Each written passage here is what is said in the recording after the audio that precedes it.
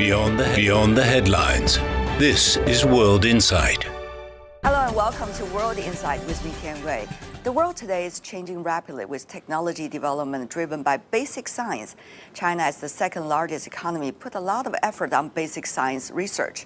In 2025, China's total R&D investment exceeded 3.92 trillion yuan, about $569 billion US dollars, reaching 2.8% of GDP. Basic research funding last year hit nearly 280 billion yuan, accounting for 7.08% about the total R&D spending. More and more young talents from China and abroad are devoting themselves to basic science, and their cause eventually will contribute to the development of humanity. I talked to Xingtang Yao, who, along with his colleagues, is working hard to bid for the International Congress of Mathematicians, or ICM, in Hong Kong, China. Professor, so good to see you again. Yeah, me too. You see, there's fierce competition in AI, Yes? for sure. Right. And related to it, basic science. So how does that work in today's world? Well, AI is very powerful. They help us to learn many things. AI has a great memory because they were able to take up almost anything together, even think about it in some way. So it helps us a great deal. But we cannot depend on AI only, because what AI could do is to get what we know before and digest it better. They could not create. And mathematics and many forefront science, the development needs pioneer thinking, something that we do not expect before. So you don't think AI is going to, become something of its own in a way, as advocated by some, the AGI? I don't believe that, because what makes science to be advanced is something totally unexpected. Each time when we make a big jump forward, is because something suddenly happened which you have absolutely no idea that would happen. And AI certainly would not take up this kind of things. But recently, some news suggests artificial intelligence has helped the human being to solve some of the earlier very complicated mathematical problems. Yeah. And that human beings did not necessarily manage to achieve, but with the help of AI, things are done. What do you think about the role of AI likely to play in human beings eventually using it as a tool? Okay, first of all, mathematics is somewhat different from many other subjects. Over many years, 100 years, 200 years, 300 years, mathematicians have created many interesting questions. I would say billions of questions that has been there. Not every problem are interesting. At least to some group of people, it could be exciting, but not necessarily interesting for other people. What we consider to be important in mathematics, in general, should have very vast influence on other fields besides its own. And what Give us some examples. Well, I mean, the famous Riemann hypothesis has not been solved, but it's supposed to understand number theory in a very complete manner. And the method of Riemann zeta function is useful for statistical mechanics for many different subjects. It's very fundamental. And there are many subjects like this we can create. And they change the way that mathematics was developed. But what AI can solve so far is far away from this level. What is the level now? Well, what they can solve is some problems. Frankly, I don't care. Some people do care, but some people I don't. What do you mean by you don't care? Well, it's interesting. Nice, cute problem, but it doesn't affect the flowing chart of the whole mathematics development. It does have some interest to some special development, but not for the whole vast. Well, what if you use ChatGPT? How much mathematical problem it would help to solve? Well, we don't know. It depends on people working on it, but there are problems that we think ChatGPT could help. But how much help we can get, we are not 100% sure. We are working, we have a group here working on some very interesting problem, I think. A problem that many people care about, and it probably takes a year to finish. And we want to help from ChatGPT, for example.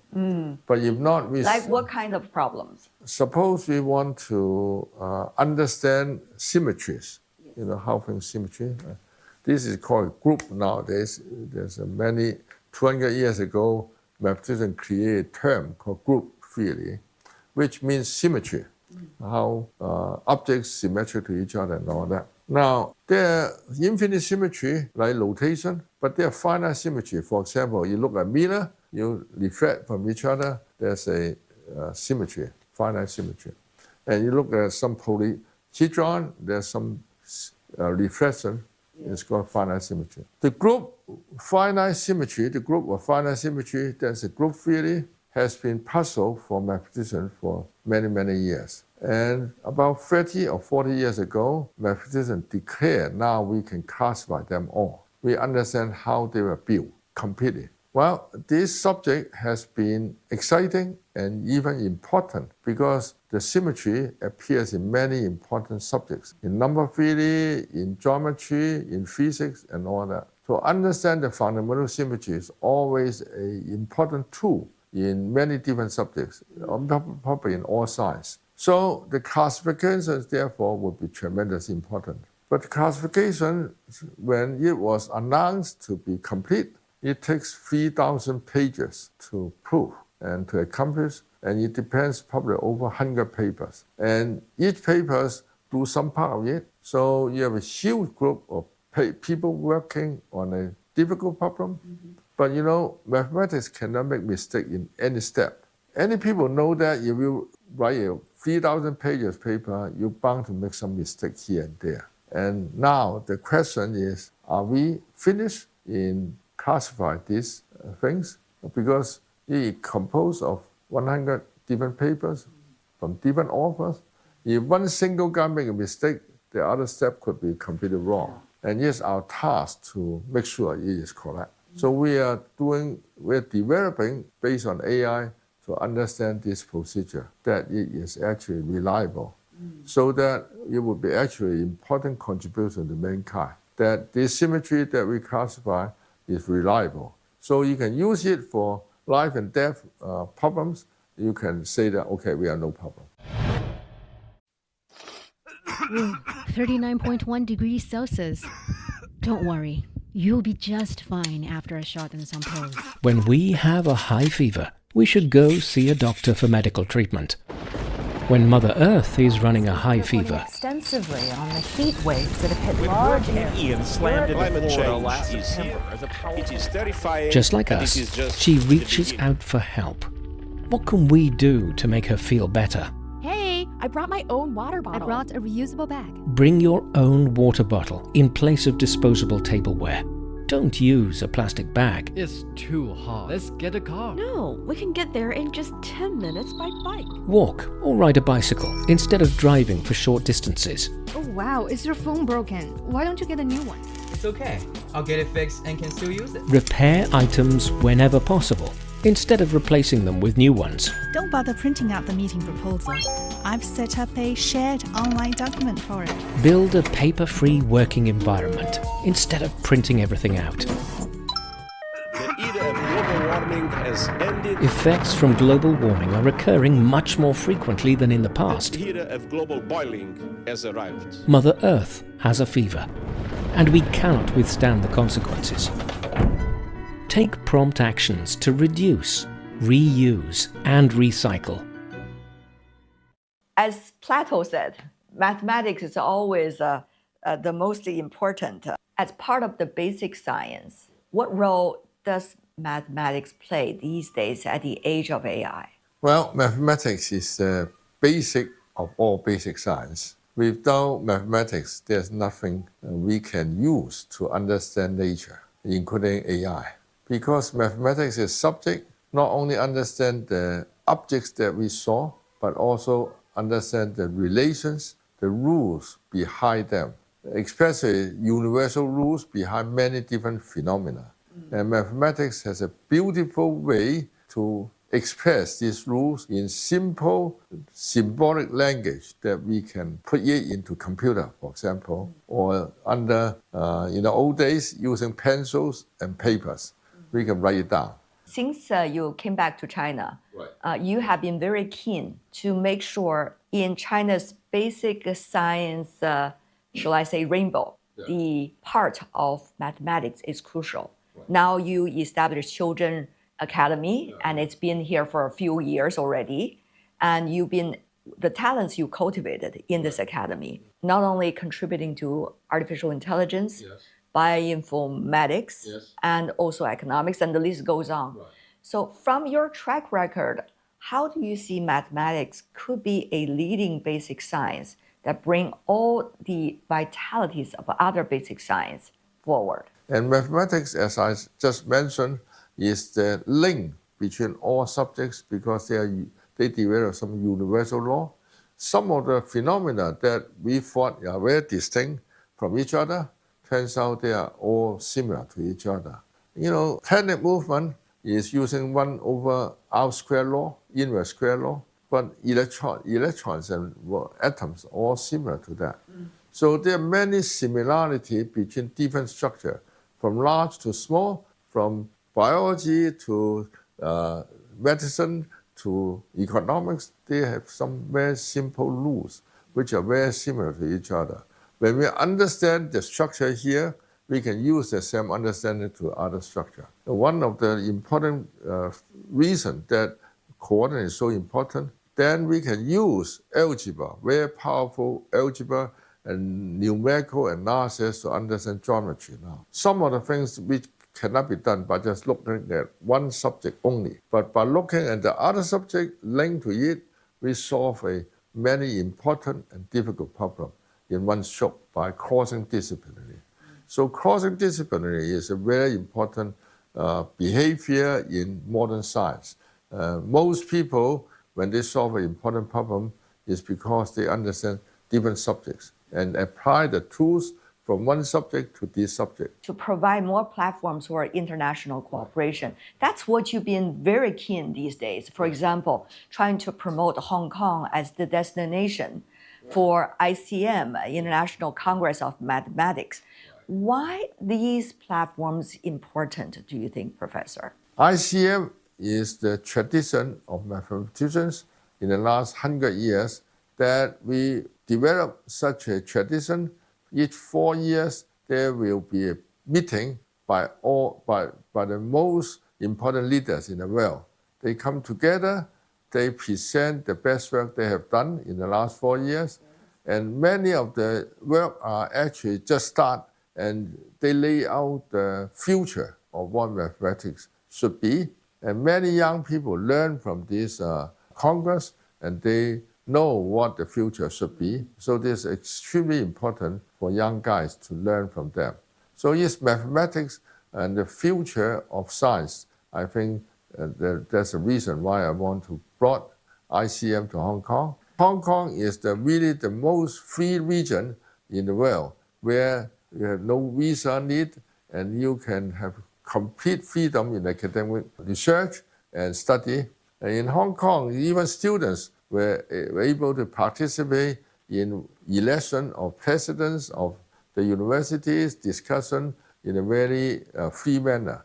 And I really feel that is a very good place to do it. And nowadays, there's getting to be a lot of geopolitical problems, which I think is very annoying to many people. So for me, we open up for everybody. From a center here, we have about 40% of our faculties are non-Chinese, actually. And we have people from Iran, people from Israel, people from Russia, people from Portuguese, and people from Latin America, from Africa. We have all. And I think this is great because then we just exchange ideas freely between us. And we are doing it in Hong Kong. Well, when you are thinking ICM significance, many others are also impressed by that. For example, Japan, for example, the UK. How do you think, with the energy that you certainly presented and also of Hong Kong, how do you think it can win in this friendly competition? Well, first of all, I think a very important background is that we are producing more and more mathematicians in China and in Hong Kong. It is almost like exponential increasing. Right now, in Beijing City alone, the BIMSA, who I am in charge of, a research institute, there are about 200 researchers. In Tsinghua, we are in charge of 150 researchers. And in Morningside, which I'm the director also in the academy, we have about 50 people there.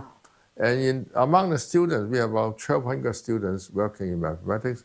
This is just in Beijing City, the mathematician relate to me we are talking about more than 400.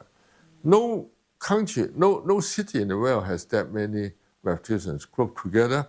So in Beijing City alone, we are close to 1,000 mathematicians. And we are still growing, and these people are moving around. I mean, they will go to Hong Kong, they will go to Shanghai, and we are working together.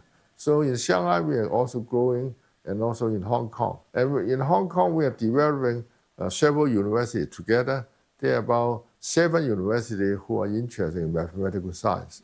And I think we have a very good relations among ourselves. So the number of young guys are growing, but on the contrary, in many countries, the number of mathematicians are actually decaying, the number. I think it happens in Japan, it happens in England, and all these countries, not only because of the government investment is getting less and less, but also the people, young people who are interested in mathematics has been decaying.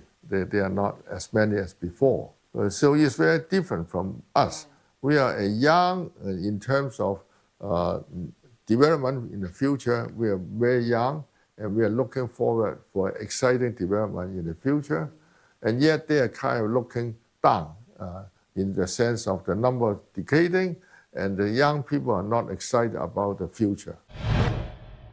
What about talents? We have seen a new wave of talents coming to China, whether they're Chinese by origin or not. How much do you see China is attractive in that sense to many of those scientists in the basic science area? Well, now we are getting better and better, and we are trying to build an environment that are accommodating for these non-Chinese foreigners. And for example, when the non-Chinese came, one of the important questions they have to deal with is children's education. Children's education is tough because they don't speak Chinese. So, but now we have many more international schools, and even the government is supporting this school. And I personally actually helped to Tsinghua University to build some classes whose major task is to train the students coming from foreign countries. And they speak English only, and we train them with very good training in physics, math, and all that. So they're pretty happy. So this part is improving, but it's still some way to go. The second thing is about housing. Housing is much better nowadays compared to the old days, and it's also much cheaper. And then also entertaining, for example, you go to opera, you go to cultural life, music and all that. It's getting better. You can listen to ballet dancing from Moscow. You can watch that. You can listen to major opera singers and all that in Beijing City nowadays. So it's getting better and better. And most important of all, I think, is medical care. American, because of HMO, and they want to save money, they don't allow you to go for checkup too often. In China, you can go to checkup much more often than other countries.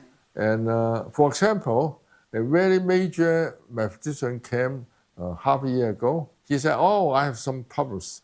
Hearing is serious in the head." So I said, "Okay." We brought him to the major hospital in Xiehuo, Union Hospital. So he went in 9 a.m. and then they immediately put him in CAT scan in several major tests immediately. And 2 hours later, they tell them the diagnosis says that you have no problem. So he was released and very happy and comfortable, no problem. So this is something that I think the Chinese medical care is far better than America.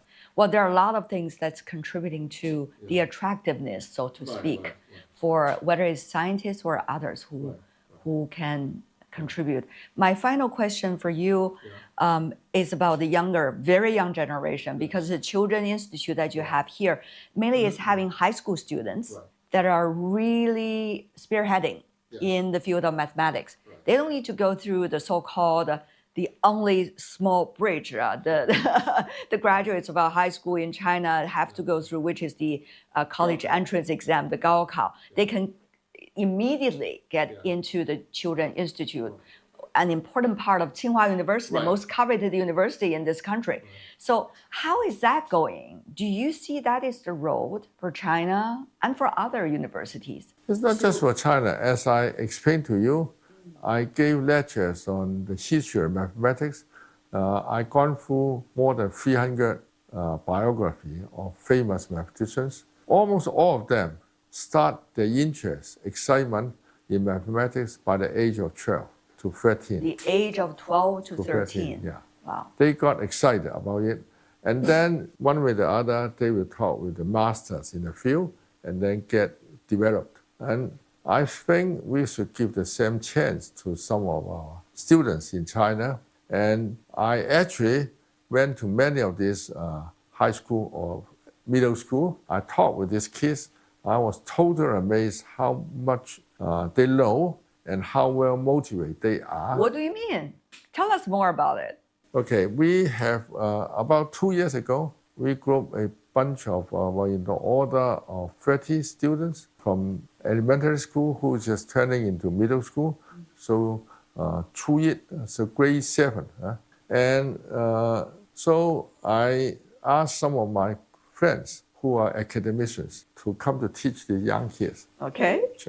So I watched it, the first lecture. So my friend was a number theorist. He asked these kids, well, let's talk about numbers. And I want to tell you what prime number is. They list the 1, 3, 1, 2, 3, and all that. They all got know it. They are excited about asking questions. And then they said, now we go a little bit further. I want to look at those prime numbers, which can be written as a squared plus b squared, integer squared. That's beyond my beyond your age now. And the kids watch it, and they start to do one by one. And then they come up with a conclusion. Oh, they have to look like 4m plus 1.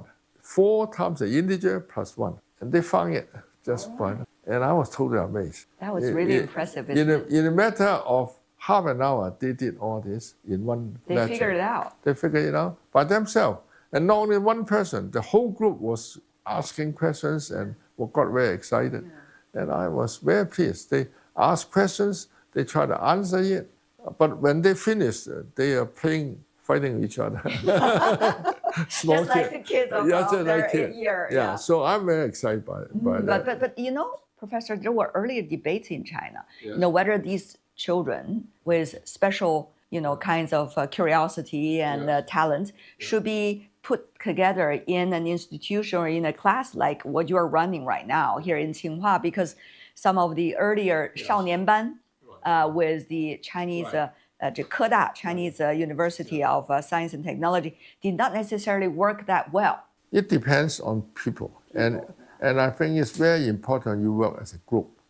If you get a very special talent, train them one by one, they are under a lot of tremendous tension because he was considered or she was considered to be the best, far better than other people. He has too much psychological burden. If you put 10 of them together, they're competing among themselves. They do not see himself to be far better than other people.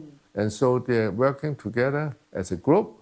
And I think they have a much more balanced view about life and balanced view about how to study.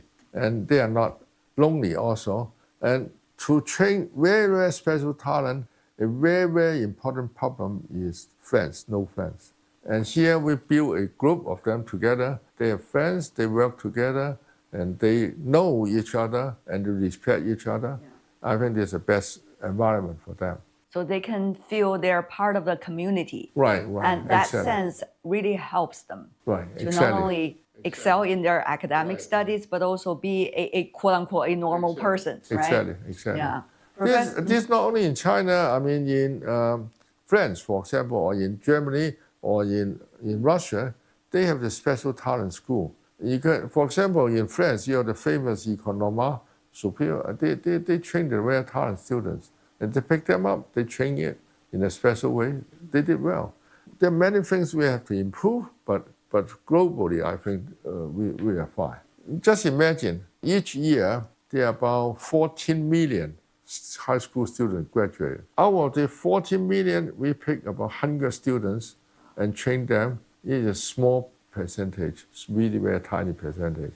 And once we have this small group going well, they will become the leader of this large group of people, and we need some leaders to help. Professor, it has always been a great pleasure to talk to you and learn a lot along the conversation. Thank you so much. Thank you. Yeah. Thank you. Thank you. Thank you.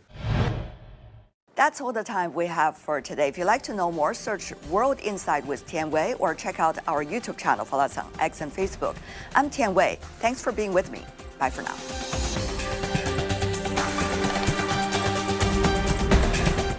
Pulse Plus, a selection of the best podcasts in China, covering history, customs, music, literature, and in-depth dialogues.